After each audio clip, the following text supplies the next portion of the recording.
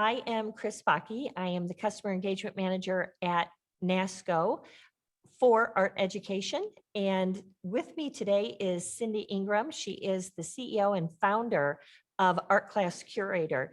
We are so proud to partner on this art curriculum. And today we really are going to put a focus on administrators and the SEL portion of it. It's a big initiative right now, and we want everyone to understand how this is art education curriculum, but it is so supportive of the whole child, both their educational needs and their emotional needs. So with that, I will turn it over to Cindy. And Mary, I believe at the moment you might be the only one on the webinar. So if you want to turn on, oh, and Stephanie, welcome. Feel free to use the chat and tell us where you're from. And if you're an administrator or if you're a teacher. And with that, I'll let Cindy get going. We're going to keep you under an hour today for sure. Cindy, you go right ahead.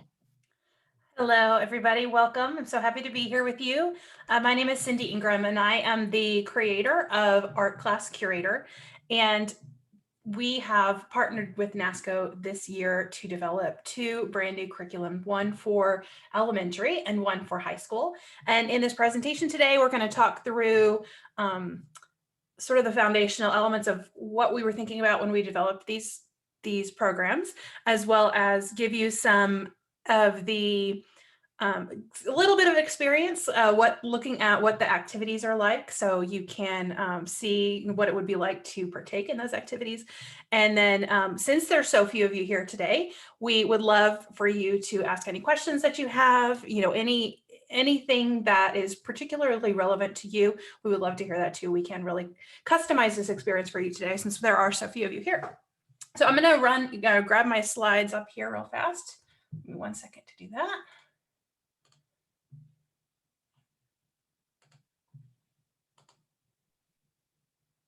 It's kind of nice when there's a small group, just because you can answer questions a little bit easier. I'll do my best to keep an eye on the chat as well, but feel free to be as interactive as you'd like. And also too, as we take you through like a larger overview, if you want a closer look or a deeper dive, as we were just discussing, we love the word deeper dive. I am more than happy to meet with you and your art team and, get a little bit up close and personal with it. All right, so like I said, I'm Cindy Ingram, and I am a former museum educator. And when I was working in the museums, I really loved the engagement with the students. They would come in a bus, and I would spend this wonderful hour with them, or hour and a half, or however long. It was really high energy. The kids were doing something new. The kids were really engaged in the art, and it was such a fun experience. And then they would leave. I would never see them again. And then a whole new group would come in. And I loved that experience, but I soon realized that museum education doesn't have a whole lot of, money or, or job security. So I started to teach, and I really fell in love with being in the classroom because I got to develop the relationships. I got to see how students change over time. But what I really wanted was to find lessons like those from the museum, and I wanted those in the classroom too. I wanted my kids to have that same energy around looking at works of art. I wanted them to fall in love with all the art that is in the world, not just the process of making art.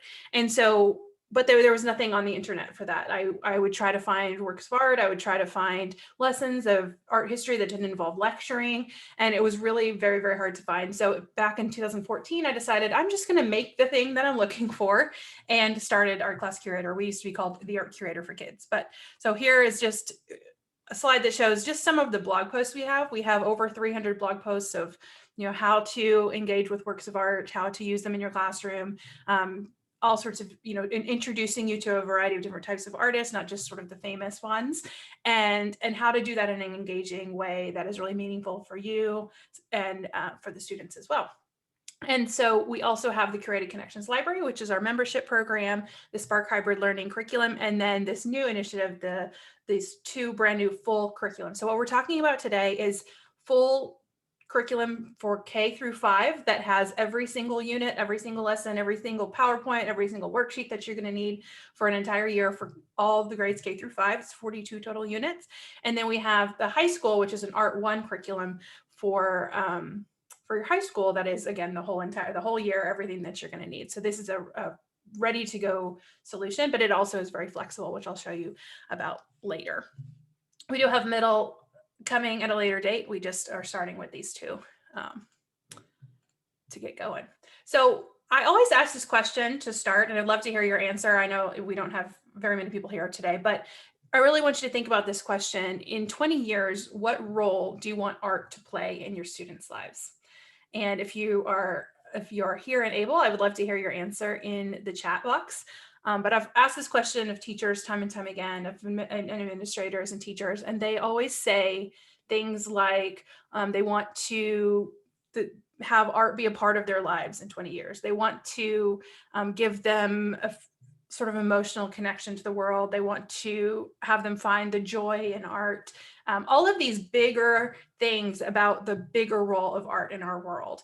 And it very rarely is, or actually never has someone mentioned the elements and principles of art in that answer. It's not about the skills. It's not about the techniques. It's not about that sort of thing. It's about the bigger role of art, because we know that art is way more than just making something. It's also, being able to experience the world in a new way, and through both the making and the looking at art.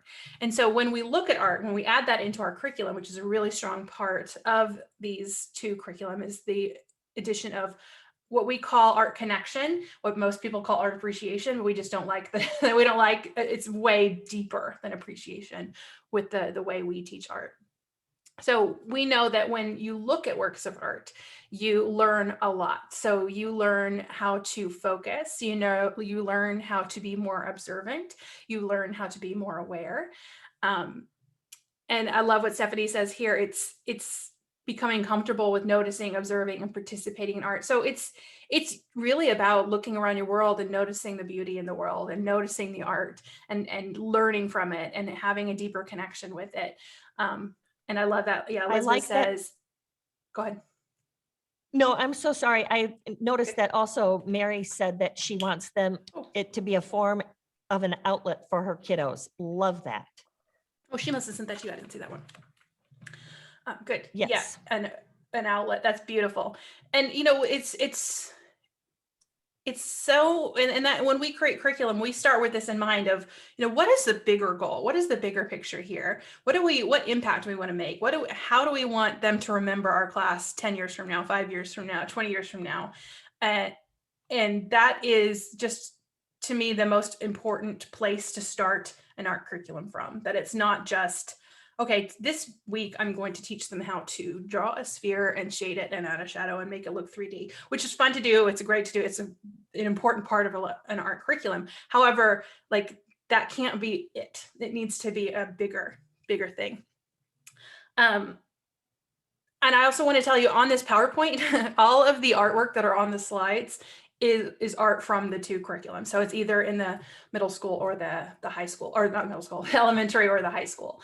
And these artworks, you'll notice, are very diverse. So I want you to just notice that as you're going, that we have art from all types of people all around the world, across time and across cultures, contemporary art back to ancient art. It's really important that the students see the full scope of what art has to offer them. So we learn observation, focus, and awareness of looking at art. You think about our kids these days, and even us as adults, how fast images come across our screens and in front of our eyes. They come and they go so fast, and we never really sit and have the experience of just being with the image and really experiencing it. And so when we allow our kids to have to take that time, they're going to really develop those skills of focus and observation and things like that. oh, this was the slide for that, but understanding media and images, how images are used to manipulate, how images are used to persuade, or you toy with your emotions. You know, when you stop and look at an image and really focus on how it's making you feel, what the artist did to make you feel that certain way, not only are they going to be more visually literate as they go through their world, but also as artists, they're going to know they're going to learn, okay, well, this is a technique I can use to make this more emotionally powerful. It's going to make their art better too, through looking at works of art. We also are going to, looking at art is for higher order thinking and your critical thinking skills. They've done research studies that, you know, kids who participate in museum programs, which are, you know, heavy in the art appreciation component, art connection component, that they have increases in their critical thinking. And that's going to help them as they grow up in their lives, when they're making important decisions, when they're evaluating what to do in their lives, when they're, you know, all of that is skills that they're going to develop. It's going to help them in all of their subject areas too, in the rest of school. And then another one that's really very important to me is connection with other people. So when we look at works of art that someone else made, maybe someone made it on the other side of the globe 200 years ago, but they're making artwork about something that really touches me personally, and I can see myself in that. It is going to make the world a little bit more understanding, more connection, more respect, more understanding that, you know, a lot of our kids don't leave their bubbles of their communities. I taught in South Dallas, and most of my kids had never really gone beyond just their neighborhood in South Dallas. Not even, like, I took them to the art museum, and that was some of their first times to ever even go into downtown, and they live 20 minutes from downtown. So, you know, when it's opening up their world, it's helping them see that they're not alone in this world, and that there's other people that are like them too. All very important. Another thing that looking at art does is helps us embrace uncertainty. We're used to having the answer and finding the answer. I can grab my phone and I can look up any fact of anything, and I can instantly have the answer. But when I can't pull that up, it makes me really uncomfortable. If I have a question I need answering, or if I'm not sure if I'm right about something, I have to verify it. I have to Google it. And then when you're looking at works of art, there is no right answer. A lot of the time, it's all up for interpretation. It's all up for that connection. And we have to kind of learn to live with that. And it's sometimes when I have an experience looking at works of art with kids, they'll be like, well, what's the real answer? What's the right answer? And I'm like, well, I don't know the right answer. This was something, we don't have any information about this work of art. So we have nothing. It's all what we think it is. And even if we do know, like, what the real answer is, it doesn't matter, because the answer that you have is just as valid as the answer that the artist had, or the art historian, or whoever. It becomes yours once you look at it. And so it's really practicing that skill of being uncertain, and that will translate into skills like, you know, when you lose your job, how are you going to handle it? When, you know, all these things that are really, when a pandemic strikes, you know, how are you going to deal with that? You know, these are skills we can build in the classroom through practicing, that when these bigger things happen in their lives, they're more prepared for those sorts of things. Another thing too is looking at art is going to spark curiosity and wonder. And research says that when you're more curious, you're going to learn more. You're going to be more engaged in the learning. You're also going to remember it more. They've shown that. And then also more knowledge about the world leads to more curiosity. And so it's sort of this self-fulfilling thing. The more you learn, the more curious you are, then you learn more, and then you get more curious. And it's really an exciting thing. And so when we open up students to the world of art, they're going to naturally be more curious and more interested. And we choose artwork that's really interesting and curiosity provoking too. Things that are not just really like boring paintings of cows. You know, we want to get something that's really going to spark their interest. And like this one on the top right on the slide is a digital artwork from a contemporary Chinese artist.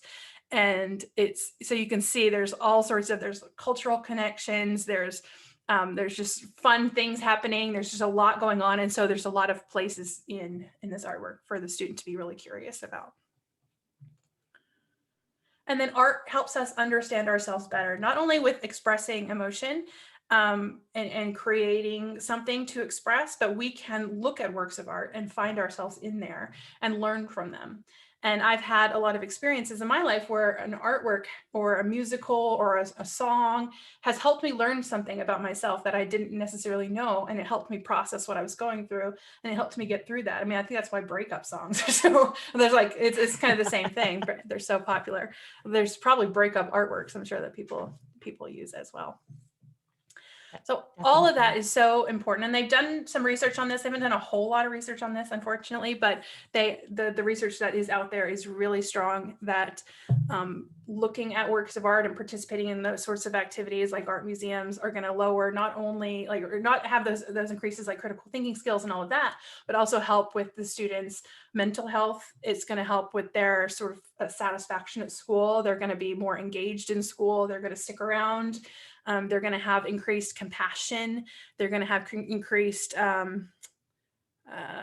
what is it called? Now I can't find it on the slide, but it was tolerance. So historical why can't I find it on the slide?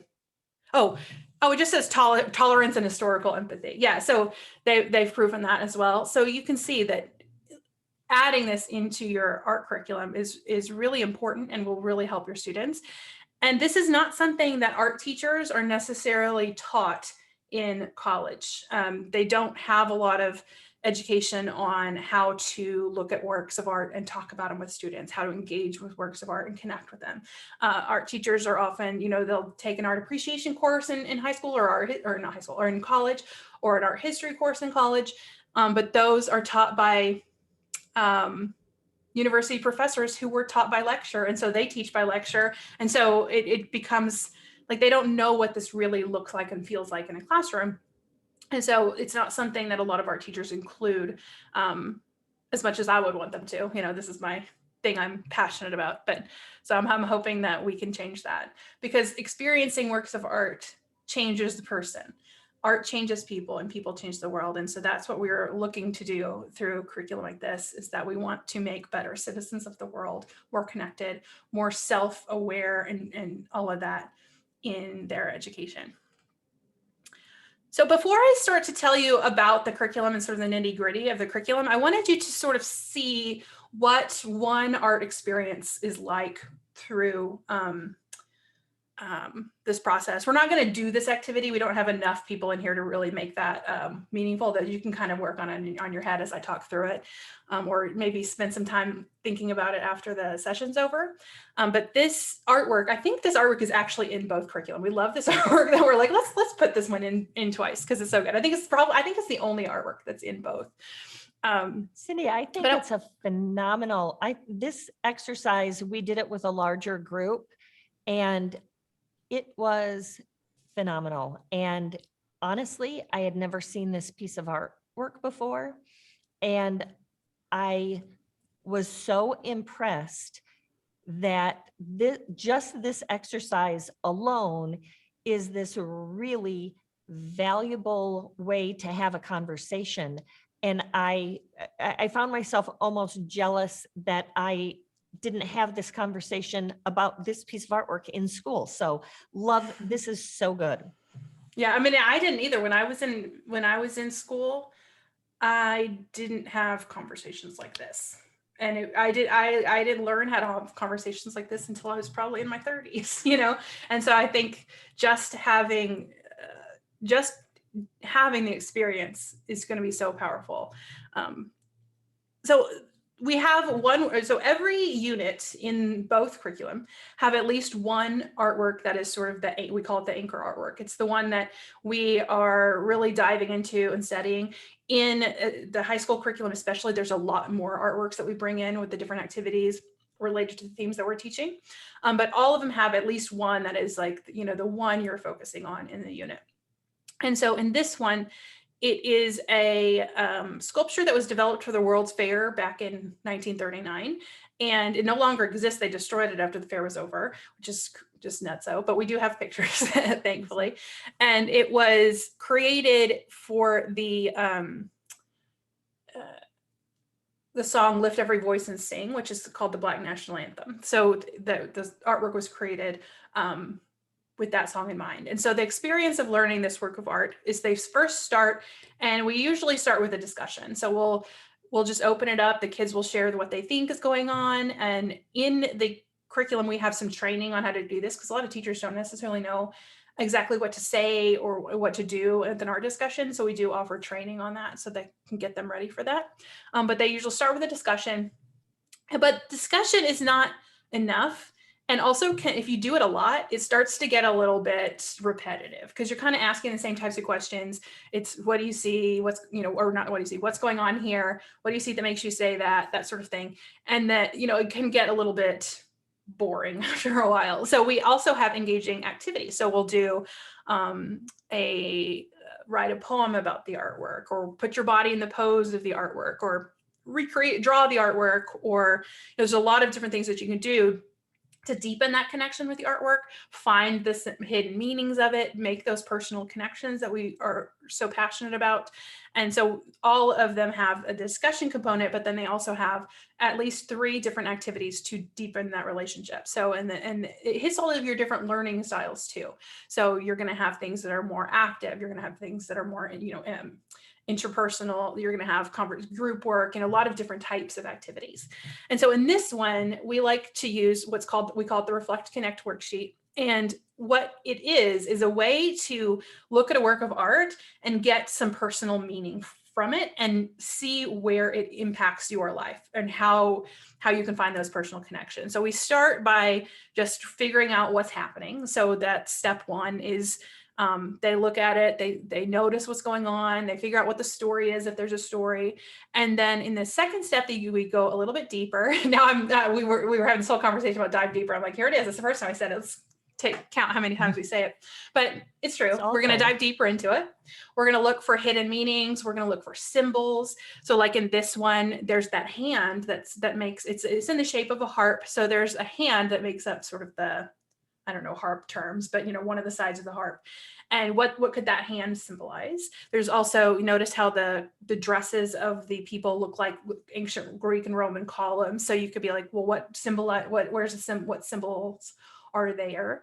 The fact that they're bigger and then they get smaller, and then the position with the sun behind, what's the symbols there? So we have, things like, last week when we had this conversation with teachers, people were talking about, the people behind were like the support. So the people in your life who's made an impact on you, or, the columns are representing strength and stability. The hand could be the hand of God, or could be some sort of, maybe it's your mother's hand holding you up, or, something, there's a lot of places you could take that. Then we talk about what's going on with the guy in the front, what's he doing? And then what could he symbolize? So you're really connecting with the works of art. And this is in the curriculum as a 5th grade lesson. And a lot of teachers are like, oh, my 5th graders can't do this. And I absolutely tell you, yes, your 5th graders can do this. A lot of teachers can underestimate what their students are capable of when it comes to conversations like this and that sort of deeper thinking. They absolutely can do deeper thinking like this. So this is a 5th grade lesson. In kindergarten, we're not going to really talk about deeper symbols that much in kindergarten. It's going to be age specific, but your 5th graders can absolutely do this. And then they have to think, well, how does this artwork connect to me? So where, if, me personally, I'm going to have one certain way in, another student, maybe like a Black student, is going to have a very different experience of this artwork because they are more deeply connected to the overall subject matter of the artwork. So you're going to find, well, what about this relates to me? And that's your 3rd step. And then your 4th step is, what are you going to do differently now? So now that you have this awareness of this artwork and the meanings behind it, you've made a connection to yourself. And then, well, what can you do differently in your life moving forward? So maybe it's, I see that the importance of community and that we do need to celebrate voices. So maybe I'm going to do something differently in my community because of this artwork, or I'm going to do something differently in my life. I realize that maybe, I don't know, but I don't have them off the top of my head, but like I see an artwork that's really joyful, and I realize I'm not experiencing enough joy in my life. So maybe I need to find a place to experience more joy. So, it's just little things of how we can take and learn from something in our own lives. So that's the activity here. And I went to an art museum on Friday, and I decided I would do this with one of the artworks just as I was in the museum, because I thought I wanted to see how that went. And so I did it, and it was really fun. I kind of went through the steps, and it made me have a deeper connection with the artwork that maybe I wouldn't have had had I just been in there looking at it. And so I kind of tried putting it into practice. It was good. I'm going to do that more often. So this artwork also is, like I said, it was based off of Lift Every Voice and Sing. So in the lesson, we have some videos of people singing the song so the kids can listen to the song and hear what it sounds like. There's also the lyrics, and then they can analyze the lyrics as like a poem. And so they're experiencing the lyrics and what the artist was inspired by. And then there you can see there's a worksheet where they just kind of answer some questions about the song. And then they create their own song. So they think, well, if I'm going to make a song about my own life that represented my own life, then what would my song be about? So you see, we're finding ways to be creative. We're finding ways to engage with the artwork and the meaning behind the artwork and develop those personal connections with the artwork. And not every single lesson is going to be like really heavy into how does this artwork connect to you personally? It depends on the artwork. Some artworks are going to have that and some are not going to.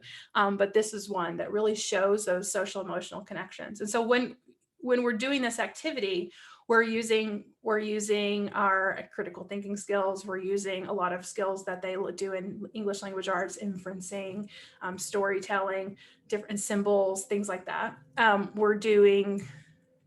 I have another slide. Yeah.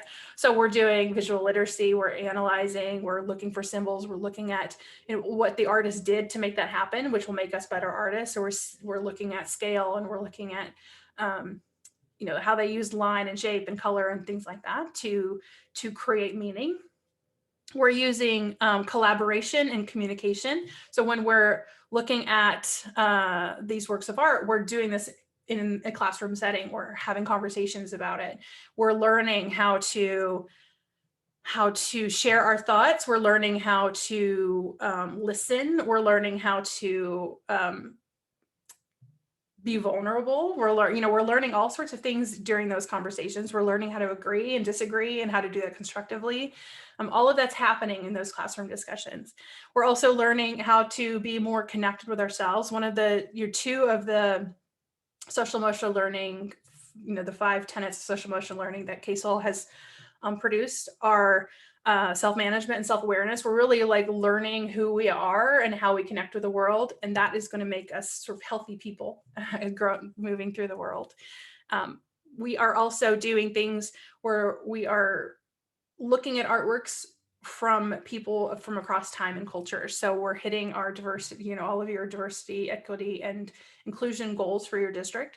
We're making sure that we have representation, that we have a lot of different types of artists represented, and we're learning how to talk about these things in really safe ways. Like it's really hard to have these sorts of conversations.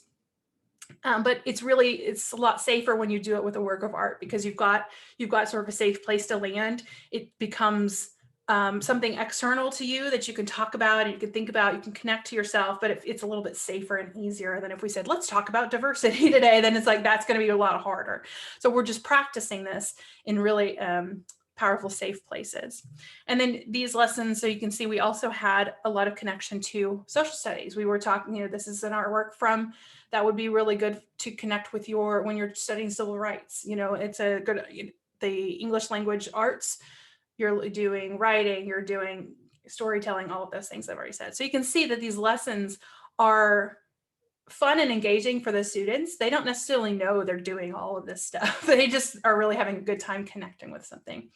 But they're doing so much more behind the scenes, under the surface. So I wanted you to see really in depth what one activity looks like. And they're all very different. There's a lot of different, with the works of art, we took inspiration from the artwork, but that shows you what power there is in these lessons. So let's talk about the curriculum. And as we're going, please feel free to ask any questions that you have. I'm going to talk about the elementary curriculum first. And I'm going to take a drink of water real fast. Okay. This curriculum is outstanding too for middle school. If you're looking for K to 12, that middle school is far more represented in World Mosaic than perspectives. There's a little bit more in this one. So if you're thinking of middle school as well, this is the one to kind of pay attention to. Yeah. So they're very easily adapted with the type of teaching that I do and that we do with Art Class Curator. The activities are so easy to modify, and they work with, that lesson for fifth graders works just as well with an adult as it does with fifth graders. You can do these lessons across the board. And a lot of teachers don't believe me when I say that, but I'm like, it's so like kids, they just naturally know how to talk about works of art. They love doing it. They're really engaged. And it's just, you're going to not get as deep with your younger kids as you are with your older kids. So how we structured the elementary curriculum, it's art around the world. So we really wanted them to experience art from everywhere. We wanted to just give them a taste of everything there is to offer with art. So lots of different media represented. And then we also wanted them to have experience making a lot of different types of things. So we made sure that all of the units for a grade level that, if for first grade kids, they're going to not only see art from 7 different places, but they're also going to do 7 different types of art. So they're going to make sure every first grader is going to have painting, every first grader is going to have sculpture, every first grader is going to have printmaking, every first grader is going to have collage. I think collage is one of them. Now that I'm second guessing, there are 7. There's fibers. I should write that down and put it in front of me. I never can remember all 7, but we made sure that the media was really diverse. So they're getting exposure. So by the time they're done with their elementary, they've gotten to create so many different things. And it shows them that, if they're not particularly skilled at drawing, that they may be really good at sculpture. And so they're finding their place there too. And then they have cross-curricular connection, social emotional skills, all of that stuff. And then also those art projects, they're a variety of media, but they're also a variety of types of connections to the works of art. So this is not a curriculum where you look at the anchor artwork, you do those activities, and then you make a replica of the artwork. We're not doing that. We're making sure that they are authentically connected to the anchor artwork while still retaining some student voice, student creativity, that sort of thing. I'll show you some examples of what that looks like in just a minute. So it's 7 units per grade, 42 total units for K through 5. If you are a K through 6 school, you could really easily, or pull in those lessons, 4th and especially the 4th and 5th grade lessons into your 6th grade. A lot of opportunities to do that. 7th grade as well. Well, all of middle school can do this just fine. And so they look at art from around the world, really diverse types of works of art. This is, 42 was too much to put on one slide. So I just sort of picked some of the artworks that you can see that they look at and connect to in a lot of different ways. And you can see there are some of your more famous artists in there. We do have Van Gogh, we do have the Great Wave, that sort of thing, but that's not something that we particularly focus on or care about as being like the thing to look at when we're picking art. It's more what connections are going to be made. Does this spark ideas and activities that we can really dive deep into? Does it show, we want them to learn about the world through this. So it's more important for us to pick artworks that are like that rather than just what's famous. And so with these units, every unit has, the whole curriculum is aligned to your national art standards. Every single art standard from your national art standards are in there. We do have, the other states that don't use national art standards, it's pretty well aligned with those too. It's just some of those like place specific ones, but you could easily like take like one of them, I always use North Carolina as an example because there's one that's like study North Carolinian artists. Well, we're not going to develop a curriculum for North Carolinian artists. So you can add it, you can do these same activities, just pull in those sorts of artwork. So then you can hit that standard. So every unit has a lesson plan with your overview, your objectives, your standards. Each one has the art information and discussion questions for the artwork. So it's a little bit about the artwork. We don't include like pages and pages of notes about the artworks because we don't think that's really important, especially for your elementary kids. the most important thing about these works of art is the connection the student's going to have with it. So it's not like we're going to lecture about a culture and you're going to take notes and you're going to learn all about ancient Egypt. No, you're going to look at an ancient Egyptian artwork and you're going to have the experience of using your critical thinking skills, using your analysis skills, using, and you're going to find those connections. You're going to figure out the meaning for yourself. Like all of that is more important than just lists of facts. So we don't include a whole lot of information, but we want to have some talking points, some of the most important things that you should learn on there. Usually like three, I always say to teachers, you don't need more than like 3 to 5 things that you know about the artwork that you want to share with your students, because really they can figure it all out themselves just by the activities. So we have so often the elementary lessons have book suggestions only if they were actually good connections. If an artwork didn't have any book suggestions, we didn't want to just pull one just for the sake of having it there. So, a lot of elementary teachers like to incorporate books into their curriculum, especially good for, their when the kids are waiting in line, waiting for the teacher to pick them up, that sort of thing. There's a lot of good time for that. And then there's vocabulary words in there. And then your lesson sequence. And then we have them, and then anything that you would need to teach the lesson. So if you need a worksheet for the activity, if you need a PowerPoint that has the artwork on it, all of that is incorporated in here too. And that's really important, that we didn't want the teacher to have to do a bunch of extra work. We wanted them to have everything that they need. And so the lessons are developed in this structure of engage, create, and reflect. And so we already talked about what those engaging activities look like. They discuss the artwork, they engage with it. Then they create an artwork related to the artwork in terms of maybe the theme or the element or principle that was used, or the function of it. There's a lot of different ways.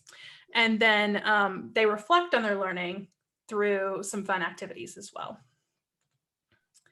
So in the interest of time, I'm going to kind of skip through because we've already talked about a lot of this kind of stuff. So you've got discussion questions and also, again, training on how to lead our discussions. But in those discussions, there's a lot of stuff happening too, like social emotional learning, visual analysis, cross-curricular connections. It's all happening, but it's really natural, authentic, and it's not forced.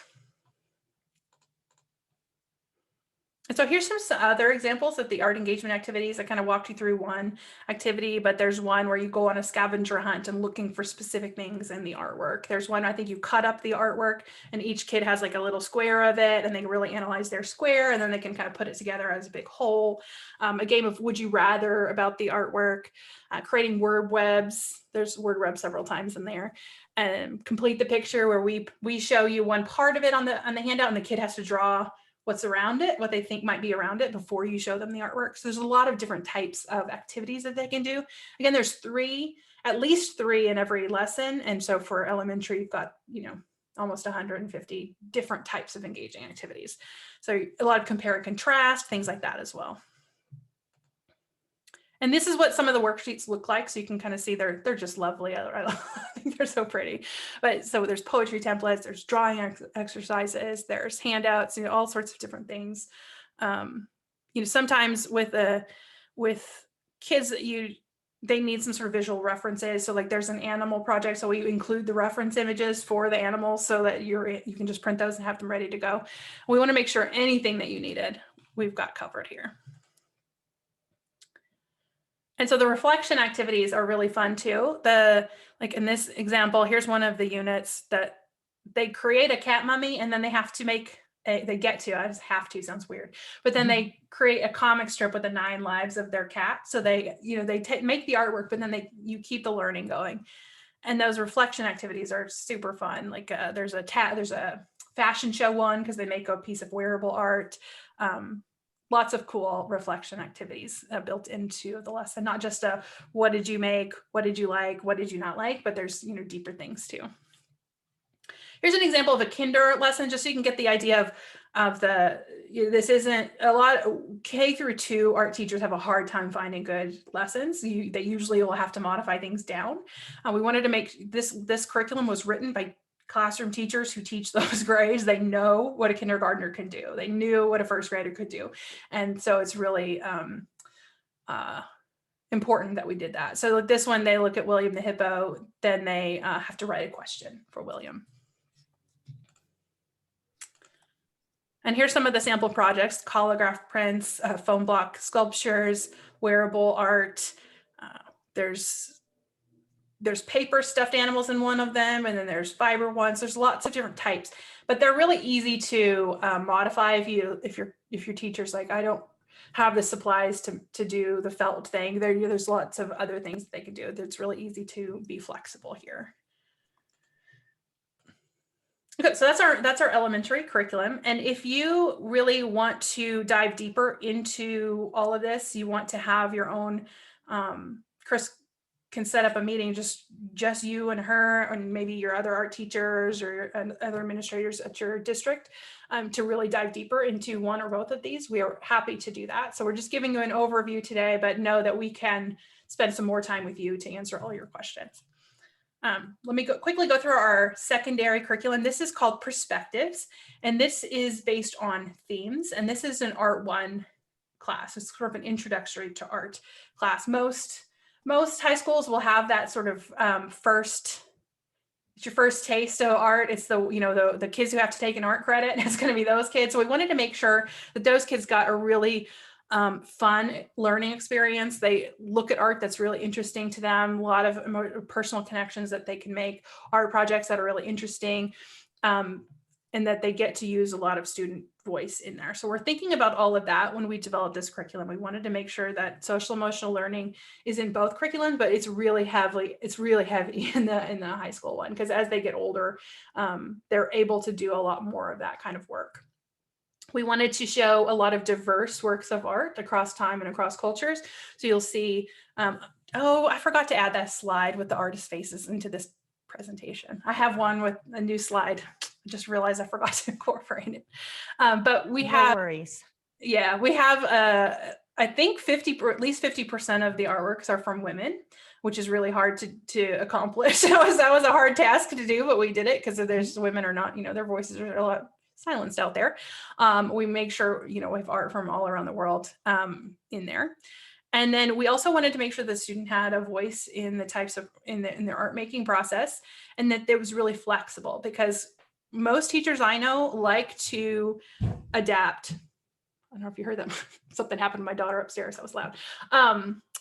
We want this teacher to be able to adapt. So if they didn't like the anchor artwork we choose, we have a list of other artworks that also fit the theme that you can sub in. For the projects, we wanted to make sure that we have a lot. Tab teaching is becoming more and more popular. We wanted to make sure that we had that option too. So there's a choice-based project suggestion if you didn't want to do the sort of more structured project. So there's a lot of flexibility built in with this as well.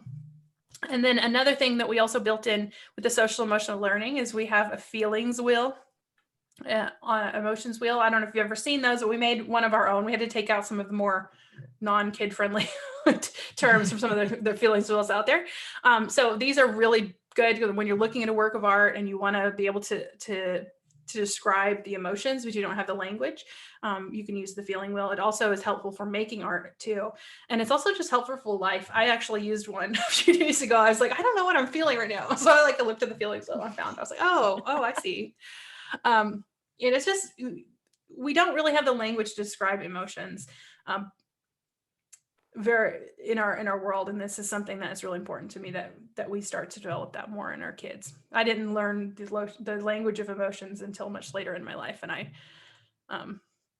definitely hurt for it. So the curriculum is thematic, and these are our main themes. We have why art matters. So we really want to start giving them a taste of why we're doing this to begin with. Why are we looking at art? Why are we talking about it? Why are we making it? What role does art have in our world? What is art? All of that at the beginnings to give them a really strong foundation. And then in the unit 2, it's not really a theme. It's just, we didn't have a theme name, but they make their own sketchbooks, and we teach the teachers how to do that. Kris has one on her desk there that she made based off of the lesson, but they fold the paper up and they make the holes and they sew it together and all of that kind of stuff. And that gives them an amazing tool. By the end of the year, they can put all of their, you can even have them print the artworks that you use, paste them in there and write their thoughts. And by the end of the year, they've got all their artworks, they've got all their thoughts, they've got all their plans, they got all those activities where they engage with the artworks. You can keep them in that sketchbook, and they have a beautiful artifact of reminding them of their art class. And so then the rest of the themes are about how a student connects with the world and engages with the world, and also how artists do that too. So we're kind of talking about artists and we're talking about students at the same time. So your identity, who you are, how you fit into the world, how you communicate, all of that kind of stuff. So you can see the rest of the themes: what artists see, human experience, identity, community, natural world, cultures, communication, and power of voice. And then again, art from around the world. This is a slide with just a few of the artworks. But we have, so in the bottom corners, Janetta Miller did a community quilt with cancer patients and their families. And then we have Jean Quincy Smith is a Native American artist. We have El Anatsui, who's a African artist who makes like these beautiful tapestries out of bottle caps. So a lot of different types of art, like this one, you can't see my mouse, I'm sure, but the one by Raywin Harris in the bottom right next to the Egyptian one is a New Zealander artist who really like looks closely into nature and close-ups of nature. So lots of different types of artists and artworks represented in our curriculum. And then just like in the elementary, we have everything that you need. So PowerPoints, worksheets. There are over 200 downloads for the elementary, and there's over, I think, 130, 150 for the high school. Just everything you need to grab and go and use it. PowerPoints, worksheets, things like that. The high school also has discussion guides that have the talking points, the discussion questions, a biography of the artist, anything like that. That's a separate download that you just print and have, you know, you can hold while you're teaching. So you've got all the information ready to go. And then you've got your engaging activities, your projects that are both, you have a more structured project and a more choice-based project option. And then also project planning guides, reflection activities for the projects, rubrics, and any links, you know, like videos or, you know, resources that we found about the artist, we incorporated that too. So it's like, you don't have to go do all this research. We've curated it for you and we've put it all into these lessons. So here's just an example of one of the activities. This is Puzzles About Art, where they look at like if a chimpanzee makes an artwork, is it art or is it not? Or, you know, there's things like that. So really fun. I love a good philosophy conversations, and we like to incorporate those too. So here's more of the art engagement ideas: writing poems, writing scripts between characters in the artwork, standing like the artwork and feeling what it feels like. You can often get a really good idea of what the artwork is about by putting your body into the position of the character, and drawing activities, things like that. Like we have one that's in both curriculum where you have one student who can see the artwork and one student who can't, and the person who can see it has to describe it, and then the person who can't see it has to draw it based on the description. They love that. They don't realize they're doing all this amazing like communication skills and things. They're just really having a good time. My kids always would ask to do that. They loved it. So here's just one of the units, like all the files that you would get. So here's all these worksheets, poem template. This is what the discussion guide looks like. You can see it's got the discussion questions, the talking points, links, the information about the artist. Some of the artists we don't have a lot of information about, because like this is a contemporary artist from China. It's like there's not a lot of information about her on the internet. So, but here's what the lesson plans look like. Again, they're just pretty too. I just love the way they look. Oh, these are very comprehensive. And then for your projects, you've got the project planning guide where they kind of sketch their idea, they think about what it's all about. And we want to make sure students learn it's not just you just get a piece of paper and you start making art. You think through it first. You think about your ideas, you test things out. And we want to make sure our students are aware of that process. So we incorporate that in there as well. And then for both, we have art discussion training. So these are some bonuses that are incorporated. And then also that's a training with me, a webinar, basically recording of me teaching that.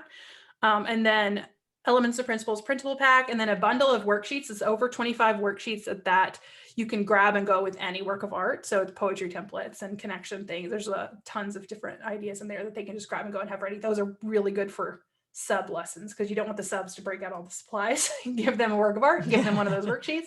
They're good. So that's incorporated as well as a bonus. I found myself, I was like trying to get through it all. I started talking too fast. That is, those are our 2 curriculums. And you can see they're really good for everybody involved. For your students, they're going to get really fun and engaging lessons. A lot of teachers are worried, like, oh, putting a work of art in front of kids, they're going to be really bored by that. They're not going to have anything to say. And I can guarantee after my 20 years of experience doing this type of work in any different setting, I've taught kinder through college, well, and adults as well. And I've taught in the museum, I've taught in the classroom, I've taught in, different types of schools. Like they all love this. So one of our members recently said she did this for the first time, and she said it was like dangling candy in front of the kids. They were so excited about this type of lesson. They really like it. But also you're using multiple intelligence and multiple learning modalities. You're going to reach those kids who maybe wouldn't be engaged otherwise. And they're going to get a really comprehensive education with both studio art and that art connection piece. For you or your admins, for teachers, it is going to save them so much time that they're going to be allowed to focus on differentiation and relationships with their students and helping their school community, all of those things that teachers are required to do. When you take this and give them these resources, they're going to be free to really build those connections for themselves too. They're going to get some amazing training through both Art Class Curator and Nasco Educate. They're going to have everything ready to go. It's flexible, works in your learning management systems, things like that. And then for your district, it's going to help you with consistency across the schools when kids are moving around. If all of the elementary art is doing the same curriculum, they're going to be able to really go in and out. And a lot of districts have a lot of transient students.